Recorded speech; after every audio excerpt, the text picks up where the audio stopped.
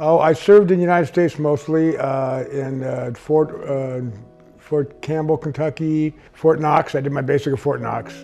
Did AIT at Fort Benning, and moved along Fort Lewis, Washington, some other places along the way. But when I first ran into the Mission Services, they were upstairs here. I was actually here on a very low. I was I was homeless at the time, and I had come into the store to try to get some clothes. I'd been getting a certificate from somebody, I forgot who, that, for a $20 voucher to go get some stuff. And I said, well, here I come.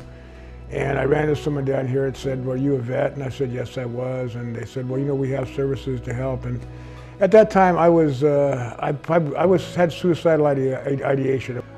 They helped me get into school, choose what I wanted to do. We went over my, I had much surgeries on my back and my neck and my hip.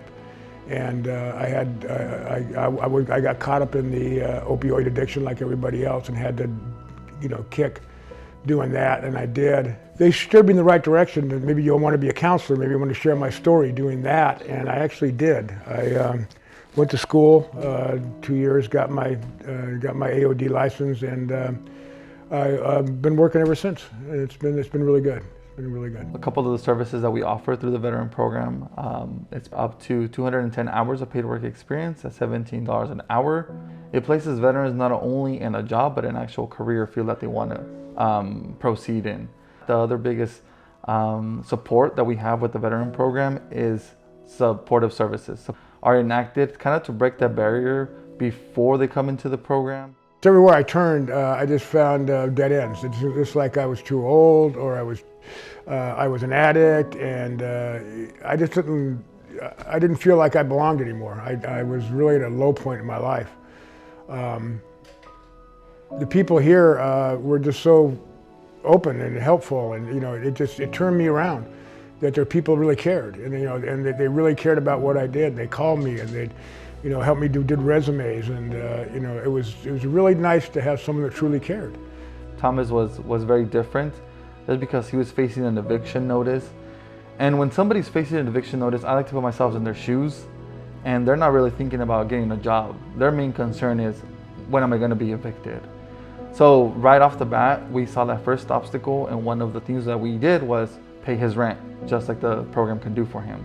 We actually made sure that he went through our resume training and our mock interview training, our financial literacy training, and our customer service training in order for him to be able to get placed at a job he desired. It wasn't like, oh, we got you a place to stay. It was like, what do you want to do now? Let's do something with your life. You have a good story to tell. You should share. And they really kept pushing me, and that really showed me that they weren't here just to pick up a paycheck. They were here to help people's lives. It was, I almost wanted to say no. Gosh, don't give me anything more. It's that you're being too nice. I don't know what I'd do without them. I really don't. 3 years ago, I would have stepped in front of a bus, and now I'm looking to volunteer and do some freebies to help other people. Give back a little bit. It's just been an ongoing situation where that people around me have said that, 3 years ago, I don't know that person, who that is anymore. And the person you are now is, you're getting close to being the best version of yourself you can be, and that makes me feel good. And the Goodwill Mission Services has a lot to do with that. Occasionally, he would need a supportive services for gas or clothing for his new job, actually. So that's something that we were able to provide for him. Thomas, one of the things at one point where he even ended up calling us heroes because we got him back to his feet in such a short notice, or such a short time, actually. So that's one of the things that really makes me motivated to come to work, is when I hear stories like Thomas's story.